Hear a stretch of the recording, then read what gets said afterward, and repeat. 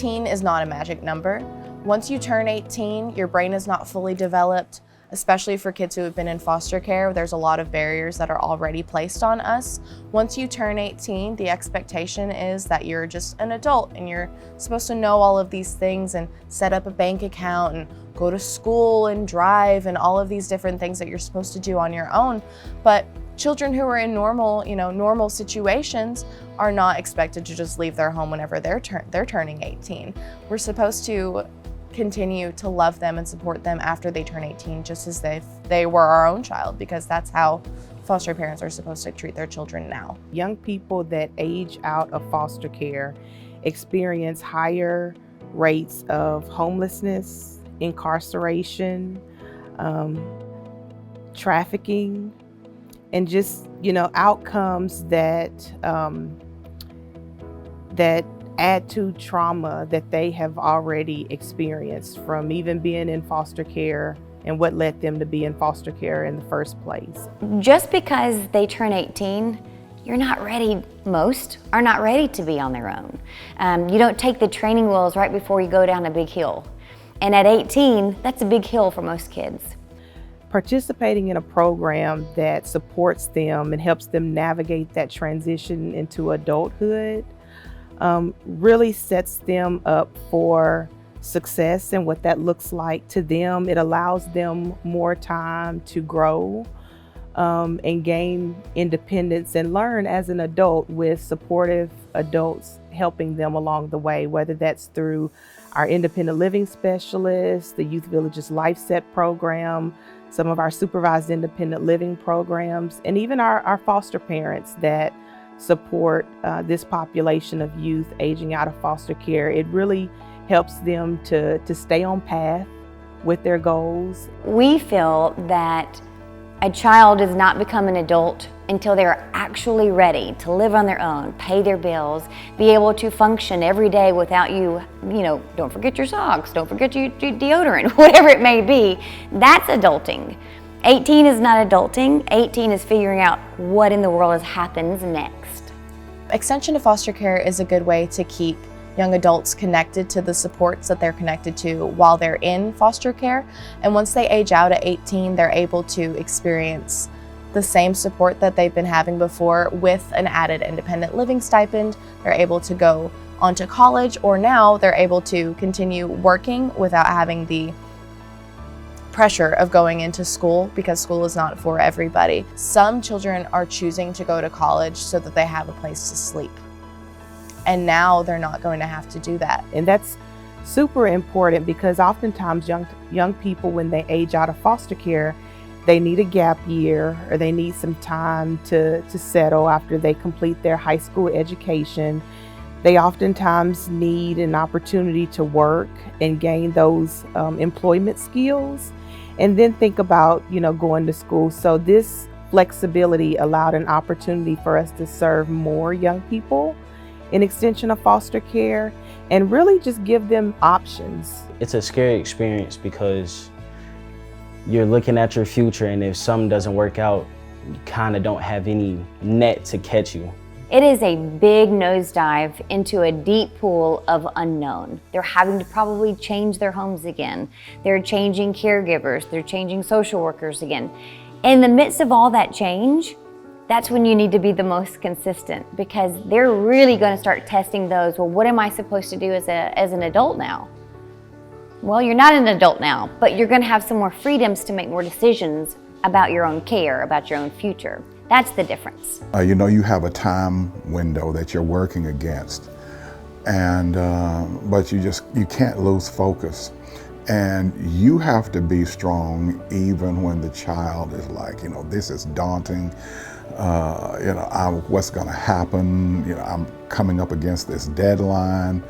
And it can be an emotional situation there. Make sure to stay connected with your caseworker and your independent living specialists and your foster parents. These are individuals that are here to help you navigate that transition into adulthood, and know that you're not alone. I think something that is important for foster parents to remember now is that you were a teenager once. Knowing the support that you needed as just, a normal teenager, a teenager who wasn't in foster care, what are the supports that you needed then? You remember how lost you must have felt, graduating high school, going to high school for the first time, and having the barriers of foster care placed there makes it that much harder. So testing those skills that you do every day, that's what you need to step back and have them do. Calling to make doctor's appointments. He was like, Mom, I don't know your schedule. Doesn't matter. You make it to your schedule and I will figure it out. There are just a basic set of credentials that you're going to need. There are a basic set of skills that you're going to have to master. If you're going out into the world and if you're going to be by yourself or if you're going to have someone, to help you along the way, but you still have to have a roadmap, if you will, the birth certificate, because without that, driver's license, ID, social security card, you got to know how to drive. And so that's a whole nother scenario, because you're faced with, he's not on your insurance. So, just working out, calling around, finding out, okay, how much does it cost to educate him in how to drive? Life skills, checking account. Can they be able to manage that, to balance that out? They don't have a lot of money, but what you do have, how are you managing that? And I go by that checklist. I keep it in my phone and I review it periodically. Where are we? They need those documents to gain employment, to get into school if they want to go to post-secondary education. Those are all things that are important that they need when they're transitioning out of foster care. Coming into foster care, it's scary within itself. And then, looking at 18, you're kind of at the point to where it's like, you trying to see if someone cares about you. And through all that time, he was there saying, be in the net, like I said before, and knowing that there's a net, someone there to hold their hand out and catch you is something that I'm extremely grateful for. Teens are still just that little kid looking for support, looking for someone to love them. But just having someone to come and talk to you and help you organize those kind of tasks you have to complete. And breaking them down into its smaller constituent parts is one of the skills that I really wanted him to master. Communicate with everybody. There's going to be a lot of information and resources that's coming to you that you will qualify for. Take those things serious. Get connected to your independent living specialists because they're the experts on your transition. Having a lot of patience and still knowing what the end game is. And, check off that box, check off that box, and check off that box. And then you get with your caseworkers, okay, this is where we are. Is this where we need to be? He calls them the people that he's worked with in Nashville, his grandparents, Miss Matthews, because the oversight definitely helps. If I could impart one bit of critical information to anyone that would want to ride in this same seat, is to make sure you document your stuff.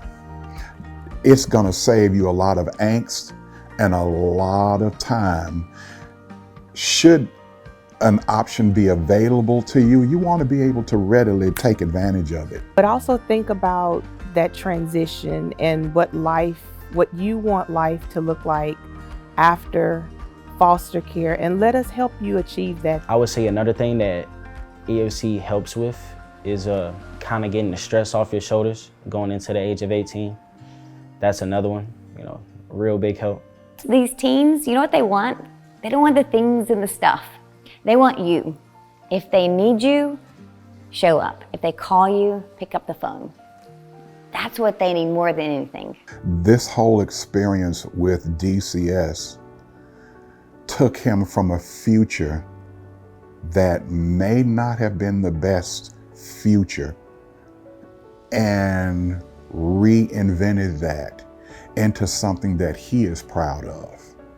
And that says a lot for the system. A lot of times you can complain about what's wrong, but you never really concentrate on what's right and those that it really helped. And for Stephen, DCS was the best thing that could have ever happened to him. It's basically extending the program to meet our young people where they are. As long as the child has a direction that is forward, then that means they're less likely to go backward. And for our young people that's in college, having a place to return to on the breaks, having a place to be able to come home to is really important for this population. So we need more foster parents that is willing and ready and able to support our teens and our young adults in extension of foster care. Know what kind of man you want to be now, and put, I guess, objectives that you can complete to become that man. That in the next few years, that's who I'm looking to become, just a better man. You are safe. Everything is going to work out in our favor, and it might seem dark today, but tomorrow's a new day.